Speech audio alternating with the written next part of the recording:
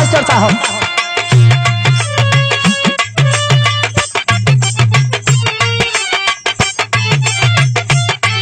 कोई जवाब नहीं।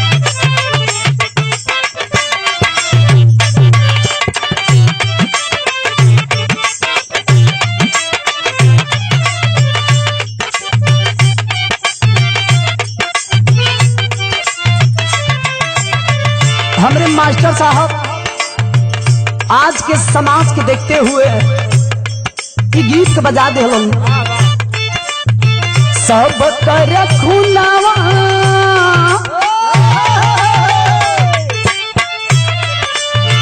सब कर खुनावा ये कही रे बाते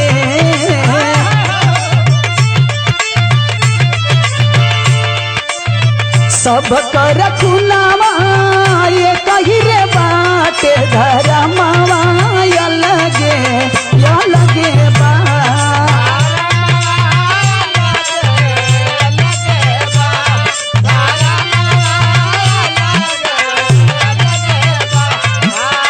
सब कर खुनावा ये कही रे बाटे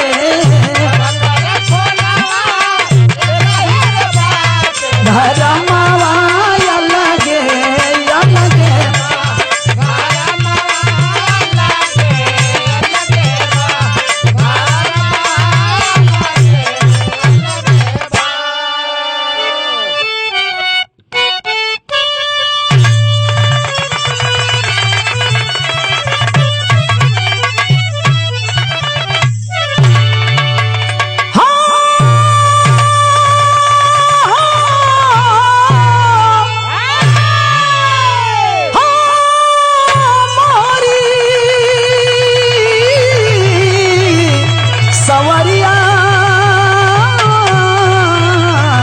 भोले बाबा जोगिया हो राम।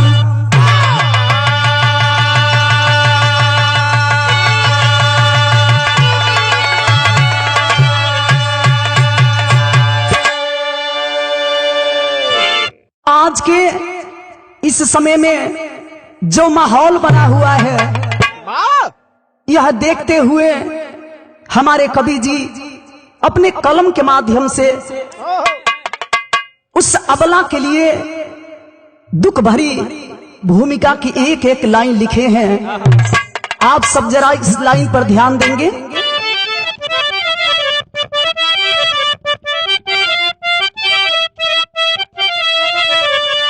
अरे अंधा अंधाई शासन प्रशासन अपाहिज नाही सुने के हुआ बला के कंदन खुलेआम बिचरे दुराचारी हौसी इन पर न कवनो कानूनी बबंधन हया डूब गईली शरम भी लजैली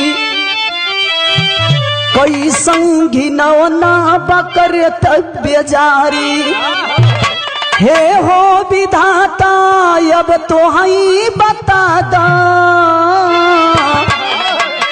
कैसे के बची है या बिटिया बिचारी।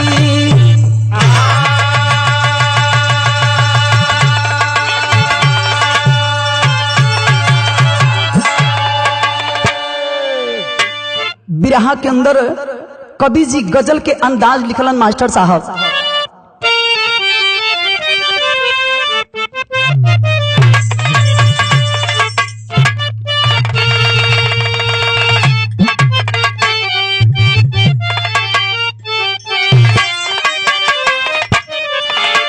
जिंदगी में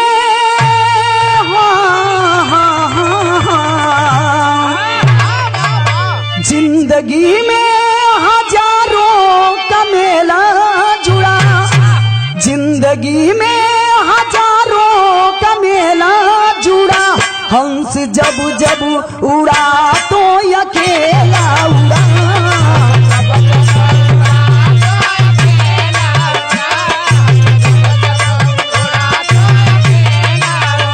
जिंदगी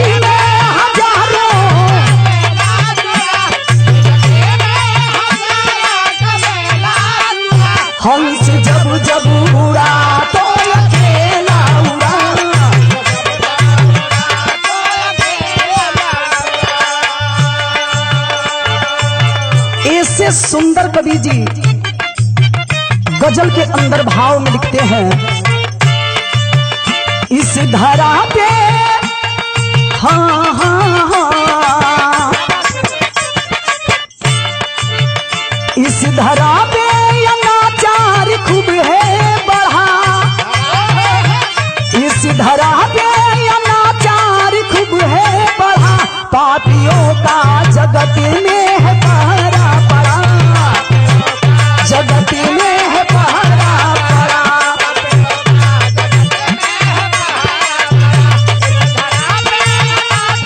क्या बात है? पापियों का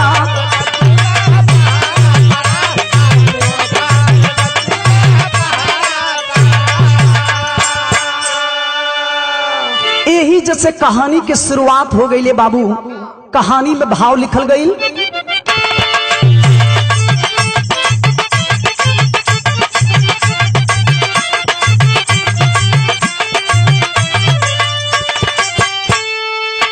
इक्कीसवीं सदी जो विकास की नव धारा है, बचाओ बेटी को पढ़ाओ यही नारा है।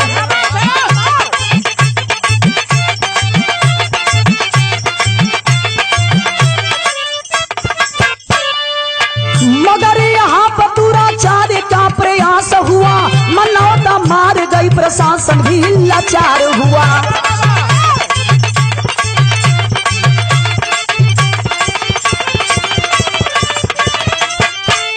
तनी एक एक लाइन समझत जाइए बाबू, कहानी कहवा के बा, हाथरा जिला चलपता की बात सही, मनीषा बेटी बुलगढ़ी में जहां खास रही।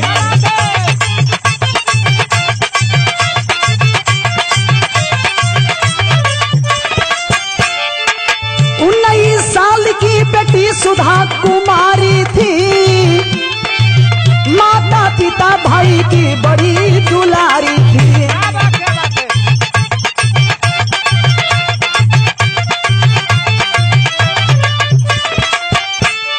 कुटुंब की चहेती सबका प्यार पाती थी, माँ के साथ हाथ काम में बटाती थी।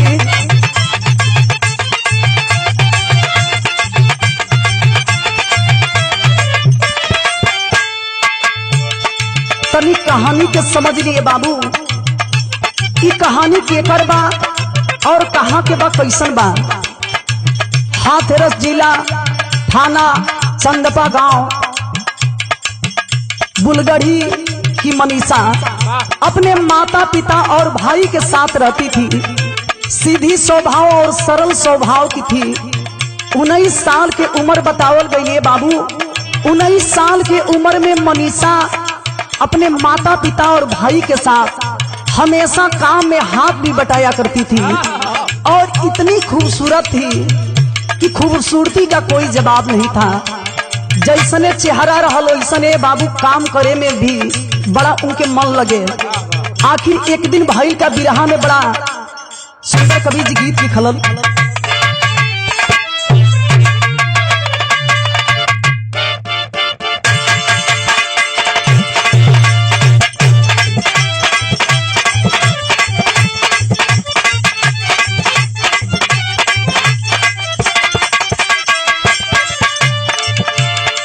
बिरहा सुने वाला भैया लोग, धुन से बढ़िया कवि जी हमरे बिरहा के लाइन लिखलन।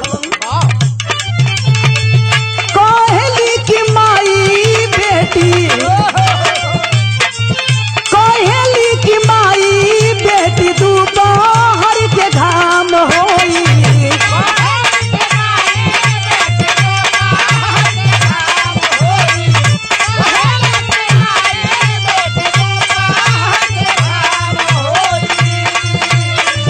कहली की माई बेटी दोपहर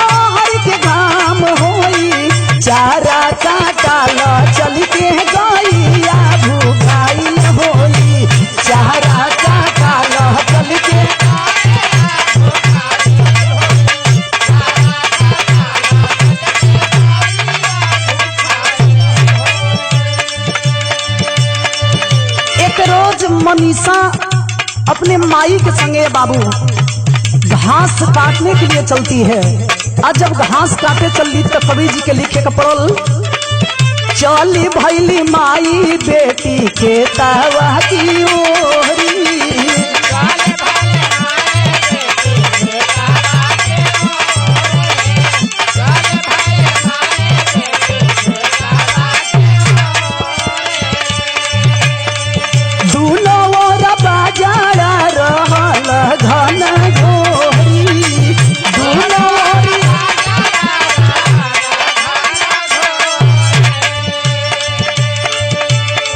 घास काटने के लिए माँ बेटी बाजरे के खेत में जाती है। देहात में गांव घर में लोग बाजरा कहे लगे बाबू, वही बाजरा में माई बेटी घास काटे खातिर घुसल बड़ी। आज जब घुसली तो देखा माई धीरे धीरे अपना बेटी के छोड़ के घास के तलाश में कुछ आगे बढ़ गई। जब आगे बढ़ली तो लिखल गई, बढ़ी गई माई आगे देख के जहाँ धान होई।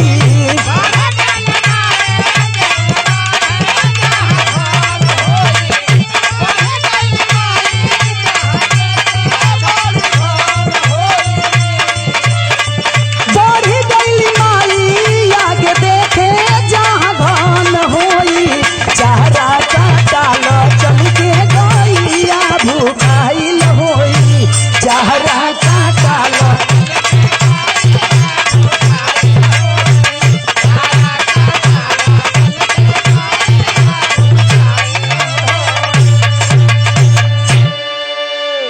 मनीषा वाल्मीकि जी बाबू बैठ के घास काटे लगली।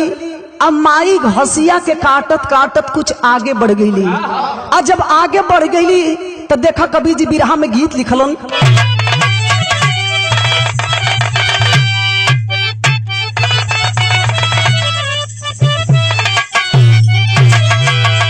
बेटी भैली अकेले जहाँ काटे घसिया।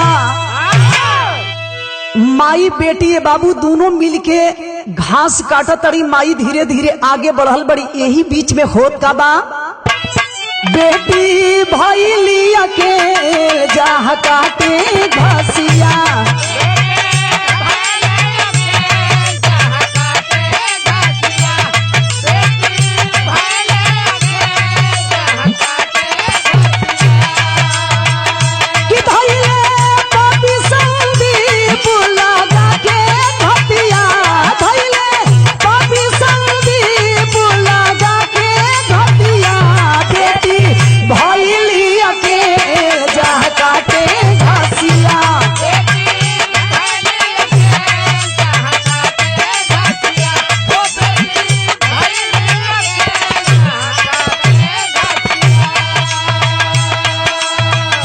घास काट रही थी मनीषा वाल्मीकि, उनको क्या पता था। यही बीच में बाबू बतावल गई कि दुष्ट कमीना जिसका नाम संदीप बताया गया, संदीप घात लगा करके बैठा था। बहुत दिन से ओकरे मन में ये बाबू मनीषा के लिए गलत हमेशा नियत रहे। घात लगा करके बैठा था वह नीच कमीना अकेली लड़की को देख करके करता है क्या, साथवा में रामू लौकुस राती दूराचारी।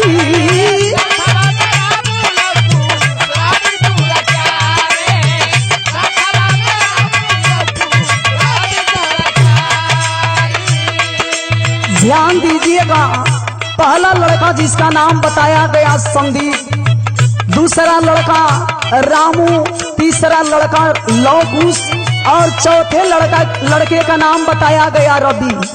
ये चारों मिलकर के कमीना करते हैं क्या, ओढ़नी फंसा के घर खींचे बरियारी।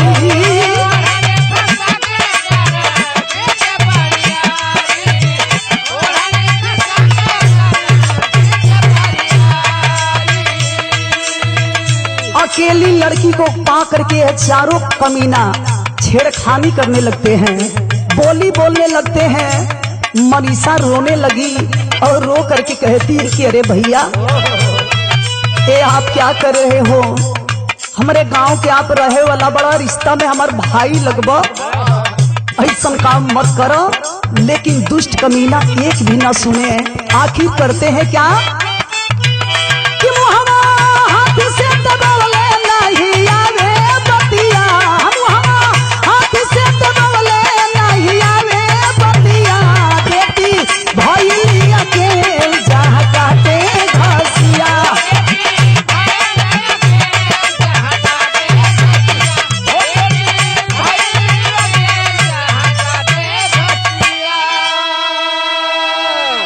ए बाबू माई घास लेवे खातिर कुछ और ही आगे बढ़ गई।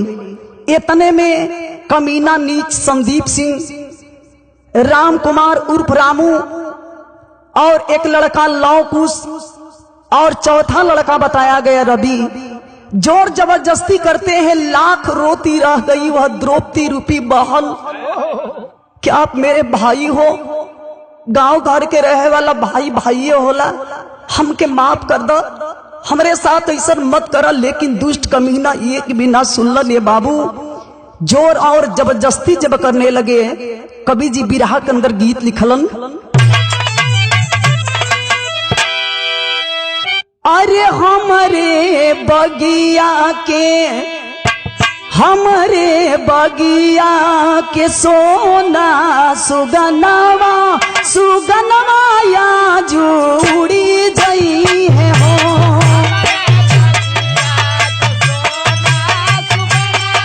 सुगनवा या जुड़ी जई है हो।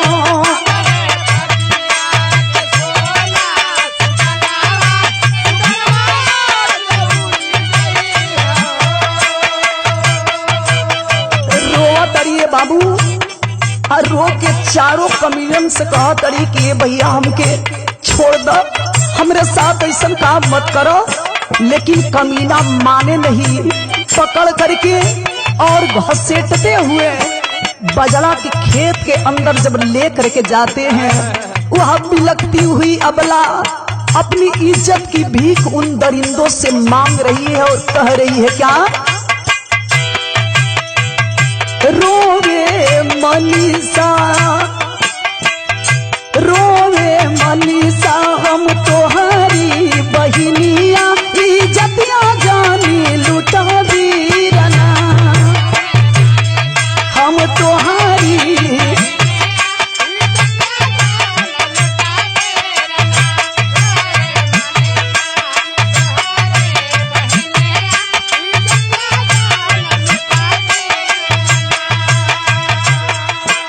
आंखों में आंसू भर करके कहती है भैया ये दुनिया में नारी की इज्जत ही सबसे बड़ा दौलत होती है। आप मेरे साथ ऐसा मत करो भैया। लेकिन बारे कमीना थोड़ा सा भी इंसानियत नाम का चीज नहीं था। रोती रह गई, बिलखती रह गई, लेकिन कमीना एक न सुने। हाथ जोड़ करके एक और बात कहती है क्या, होखे नारी के ताई है ये कथा तिया, इज्जतिया जानी लूटा वीरना।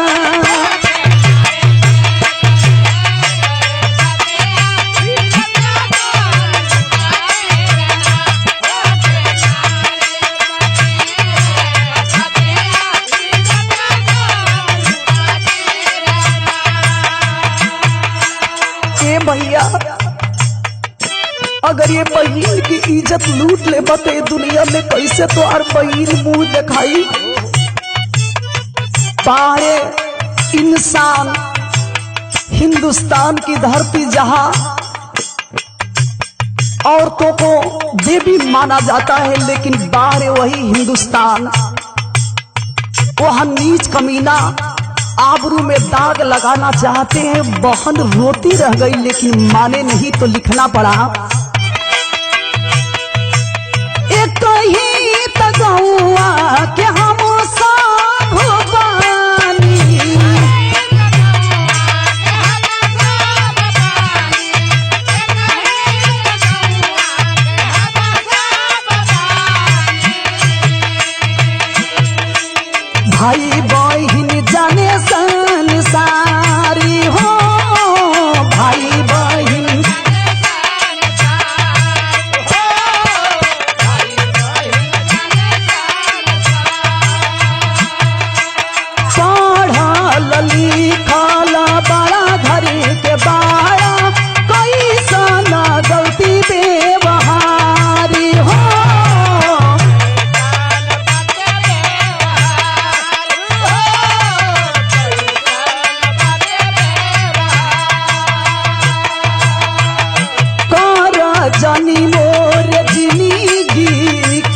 मटिया। ए भैया बहिन जब के हमके छोड़ दो, हमके छोड़ दो भैया, लेकिन मनलन ना ये बाबू कैलन का। रोती हो हम मनीषा और कहती है कारा जनी मोरा, कारा जनी मोरा जिंदगी के मटिया, इज्जतिया जानी लुटा दीरना।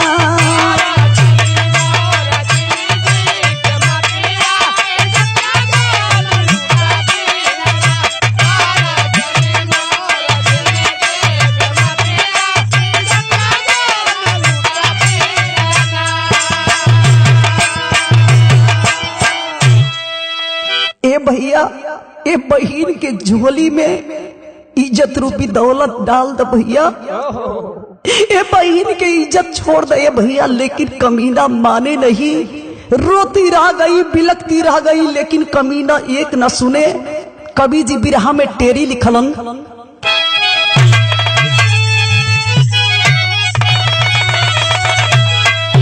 अरे मोरे राम, अरे संताप में रोई है धरती, ए बाबू संताप में रोई है धरती, पापी हुए निरंकुश बढ़ा जगत में पाप। संताप में रोई है धरती, पापी हुए निरंकुश बढ़ा जगत में पाप, संताप में रोई है धरती।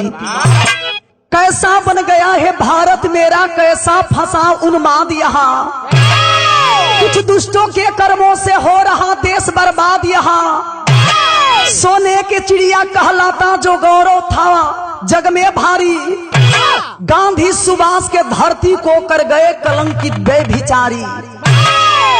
बिरहा में एक लाइन कवि जी गीत लिखलन मास्टर साहब,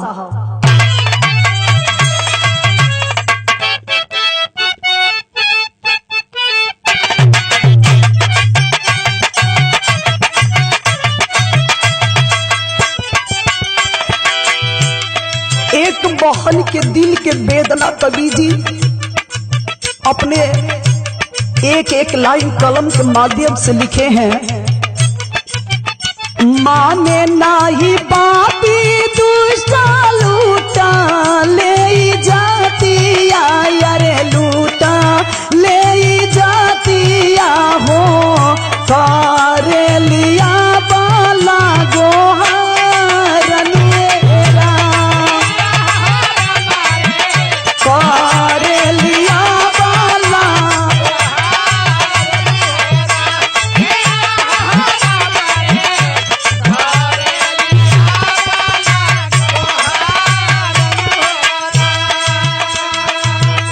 नौटाई दबा के पापी मारल चाहे जानावा, अरे मारल चाहे जानावा हो, काट गई जीभा सुकुमारन मेरा, काट गई जीभा सुकुमारन।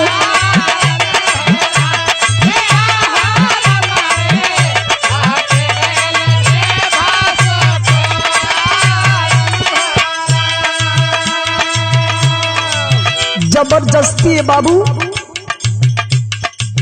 मनीषा वाल्मीकि के पकड़ के बाबू मारा तलन की सेटा तलन, रोवा तड़ी, लेकिन पापी सुनत लिखन। जोर जबरदस्ती के चलते पेपर में आप सब पढ़े होंगे और टीवी में देखे भी होंगे, गर्दन की हड्डियां भी टूटी है। और लोग यह भी बता रहे हैं कि मनीषा के जीभ भी काट लिए थे, लेकिन नहीं, जोर जबरदस्ती के कारण बाबूजी हाथा बाई के कारण आज छीना झपटी में मनीषा के जीभ कट रहल, बोल नहीं पा रही थी, चीख रही है, लेकिन कमीना करते हैं क्या। कबले पुकारत माई खोजती आई गाइली, अरे खोजती आई गाइली हो गईले पापी सब फरारन मेरा।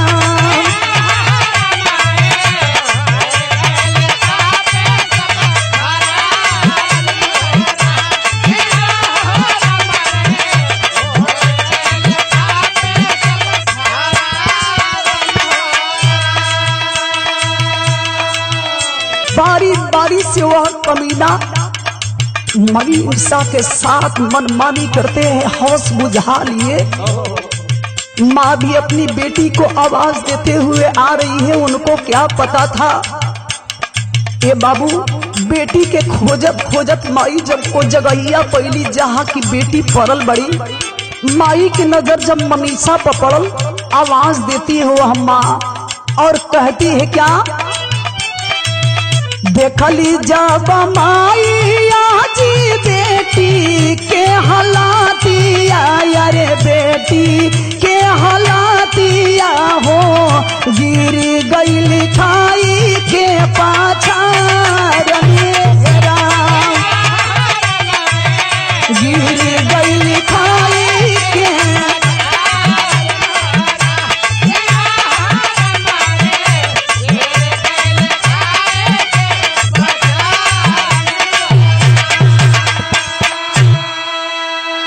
ए बाबू माई अपना बेटी के खोजत खोजत वही जब पहुंचली जहां की मनीषा वाल्मीकि जमीन पर गिरी हुई थी।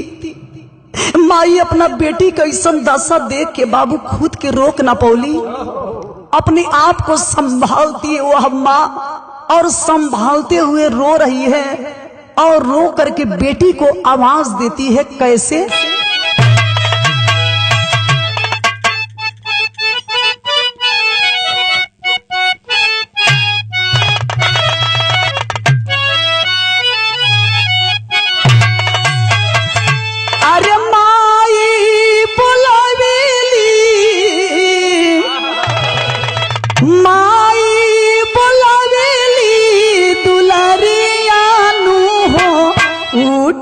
बेटिया हमारी दुलारिया हो,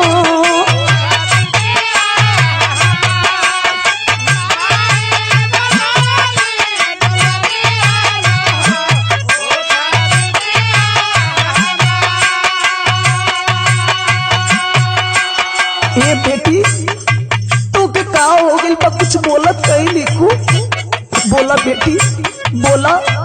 मनीषा कुछ बोल नहीं रही थी। माई अपना बेटी से बार बार जानने की कोशिश करे कि आखिर हमरे बेटी के भइल का बा। रोए रो के कहे, कौन भइल तोहा के बीमारिया नु हो, कौन भइल तोहा के बीमारिया नु हो, उठा बिटिया हमारी।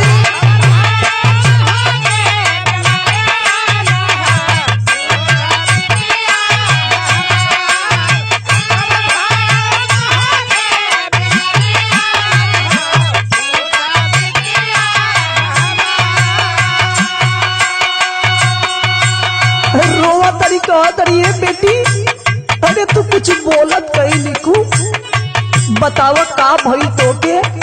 अरे वह नीच कमीना जीभ काट लिए थे, कैसे वह बेटी बोले।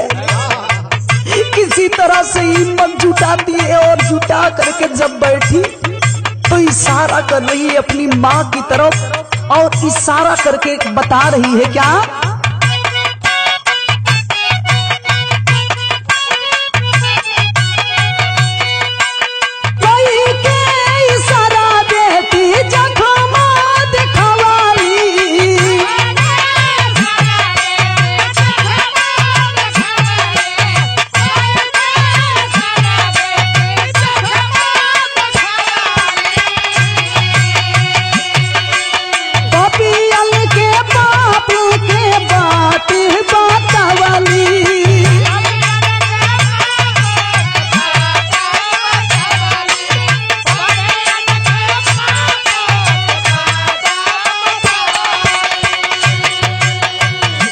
इशारा करके वह हरा जख्म अपना दिखाती है और चारों कमीनों का नाम भी वह बेटी अपने माँ से बताती है।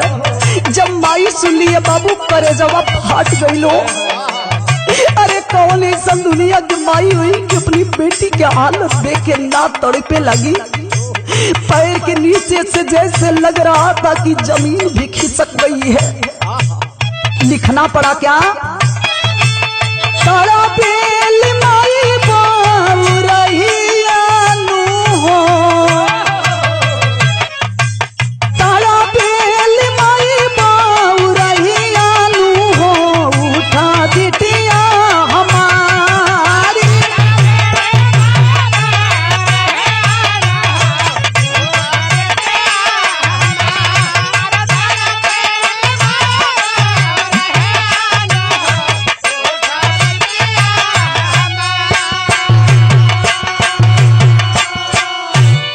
माँ बेटी रो रही थी। धीरे धीरे बाबू हल्ला सुन करके अगल बगल के लोग भी इकट्ठा होने लगे। और जब अगल बगल के कुछ लोग जुटलन तो कवि जी बिरहा के अंदर पहपट के लाइन लिखलन,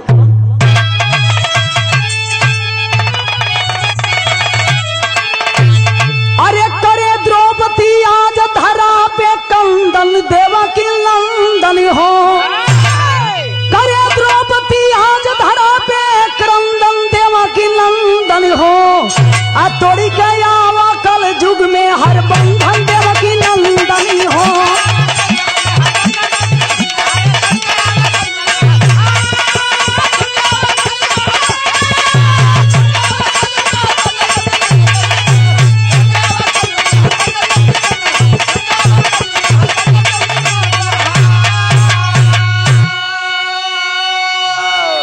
जुटे लोग ई रिक्शा से अलीगढ़ मेडिकल आइले हो, अभी गड़ी हालत बिटिया की जब दिल्ली तुरंत पठावाले हो। अरे हमसे भर्ती लिए नहीं प्रबंधन देवकी नंदनी हो, हुआ आज मानवता का ही भंजन देवकी नंदनी हो।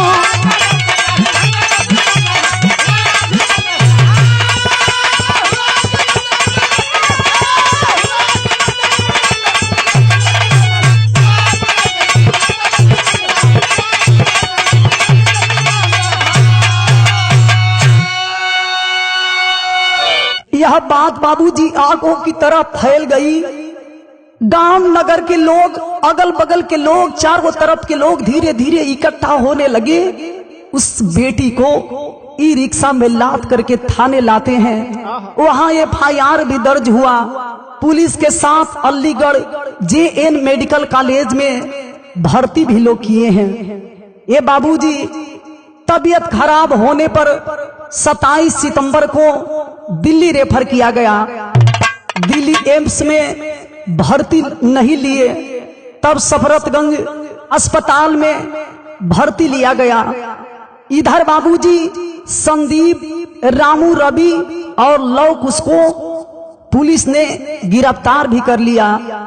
ये बाबू आज धीरे धीरे वो बेटी के स्वास्थ्य में कोनो सुधार दिखे। नतीजा निकलल का बिरहा के अंदर अल्लाह में कभी भाव लिखलन,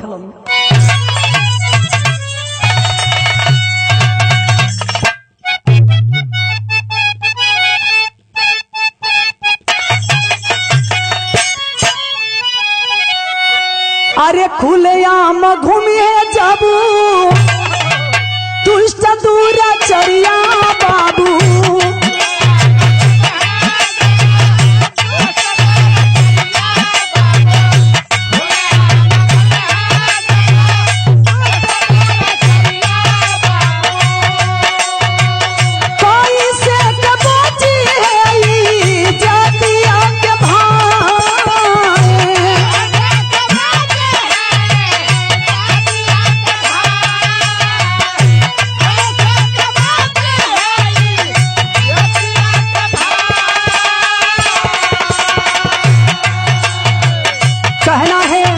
किसी तरह से नीच कमीना खुलेआम अगर घूमते रहे तो यहाँ एक बेटी की सवाल नहीं। यहाँ आए दिन हमारी बेटियों के साथ, हमारी बहनों के साथ ऐसा होता रहेगा।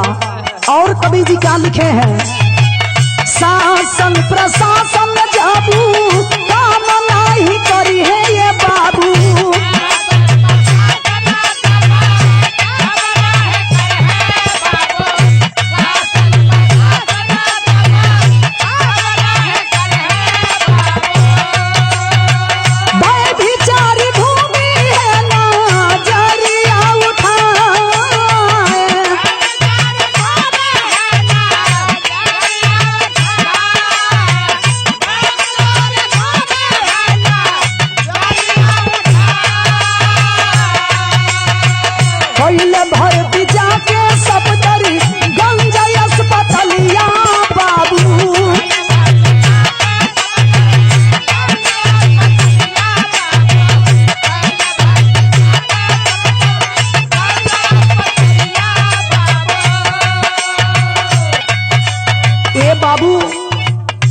आज सफदरगंज अस्पताल में वह बेटी भर्ती है, जिंदगी और मौत से लड़ रही है। तो लिखना पड़ा दिहाली बयान बेटी फिर समझाए।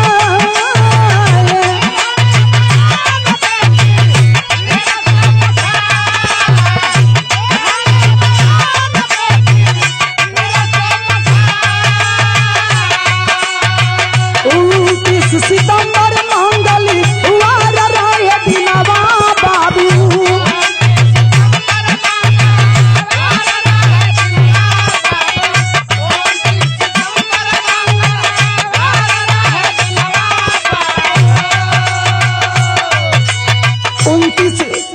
सितंबर दिन मंगलवार है बाबू।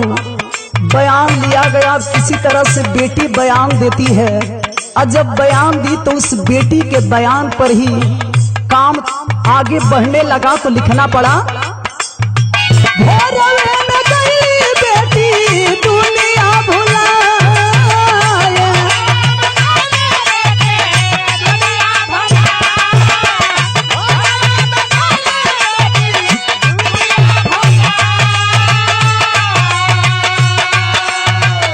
आज ये बाबू कहल आदमी कि भगवान के हाथ में ही सबके जिंदगी बा। लाख सुई लाख दवाई भइल लेकिन बेटी ना बच पौली। भोर के समय बेटी हमेशा हमेशा के लिए इस दुनिया को छोड़ करके चल बसती है। ये बाबू मौत के खबर जब लोग सुनलन तो भइल का देशवा में लागल जादू लोग के खबरिया बाबू।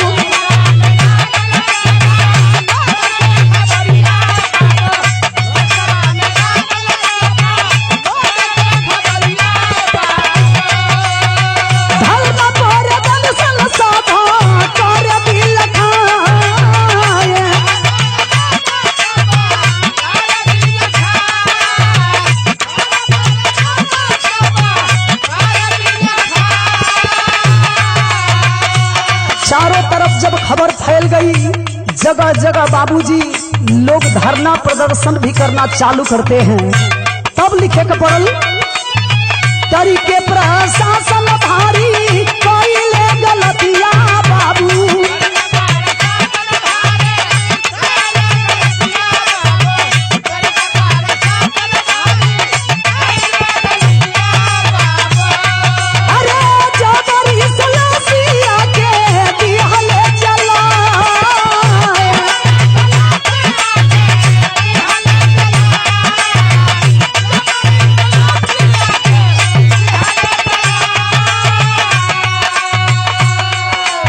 जगह जब धरना प्रदर्शन होने लगा और इंसाफ की मांग होने लगी, तब बाबूजी डर करके पुलिस प्रशासन के लोग आज वो माई के बेटी के लाश भी लोग देखे ना दिलन। बाबू पुलिस प्रशासन के लोग उस बेटी को लेकर के गांव में आते हैं और अपने ही हाथों से उस बेटी का अंतिम दाह संस्कार कर दिया जाता है। लिखना पड़ा क्या यादो या अखिलेश माया वादियो प्रियंका बाबू।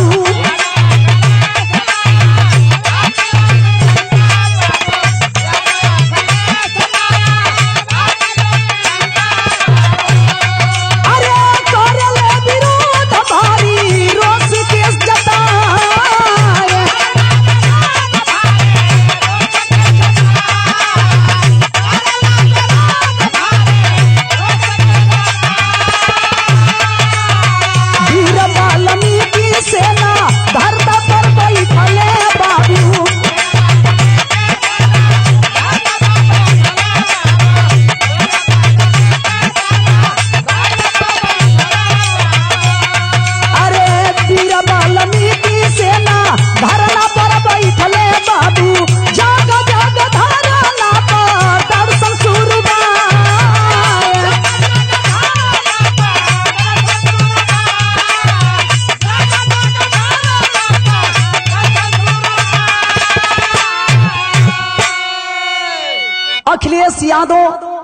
और मायावती जी और प्रियंका जी, ये बाबूजी विरोध करने लगे।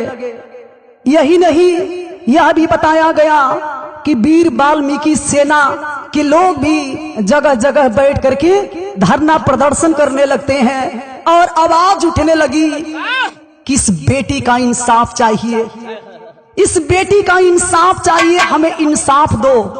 ये बाबू यह दशा देखते हुए कवि जी बिरहा के आखिरी लाइन खड़ी में लिखते हैं,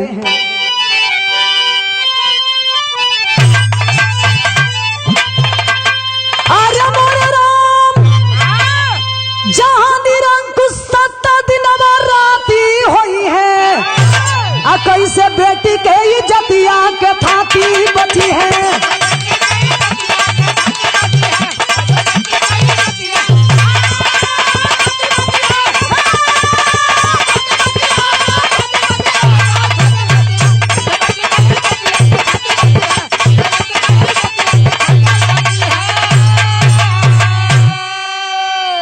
हिंदुस्तान के हर जगह से बाबूजी यह आवाज उठ रहा है और यही मांग है। क्या लिखते हैं कवि जी, अरे करे सब मांग जल्दी दोषी के द फांसी, नहीं तो देशवा में उठिए क्रांति राभी, अरे जिंदा अब न कौन तो पाती रही है, कैसे बेटी के इज्जतिया के थाती बची है। हमें इंसाफ चाहिए, ऐसे हम लोग मानने वाले नहीं हैं। ये बाबू जब चारों तरफ लोग तोड़ फोड़, यहाँ तक कि आप सब टीवी में देखे होंगे कुछ गाड़ियां भी जलाई जा रही थी और जगह जगह से चाहे मर्द हो चाहे औरत हो यही आवाज उठा रहे थे कि हमें इंसाफ चाहिए, हमें इंसाफ चाहिए। तो हमारे कवि जी आखिरी भाव में लिखते हैं,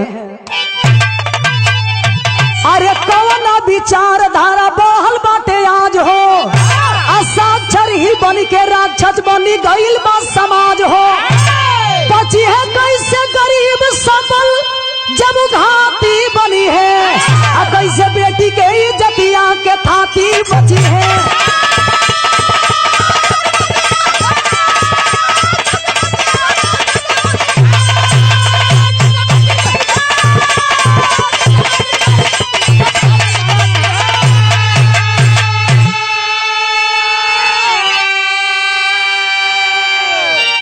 सरकार से और आप सबसे हम और हमारे गुरुजी जो इस गीत को लिखे हैं और हमारे पूरे टीम के लोग उस बहन के लिए इंसाफ मांग रहे हैं। आज हमारे बीच में भली वो बहन नहीं है, लेकिन हमें इंसाफ चाहिए। अगर आप सब इंसाफ नहीं करेंगे, अरे हिंदुस्तान की यह बेटियां कब तक अपनी आबरू और अस्मत लुटाती रहेगी। आखिरी भाव में लिखना पड़ा, गुरु बिहारी गुरु गणेश रामलाल जी कहे पुकार, गुरु चंद्रिका राधे श्याम गुरु झंग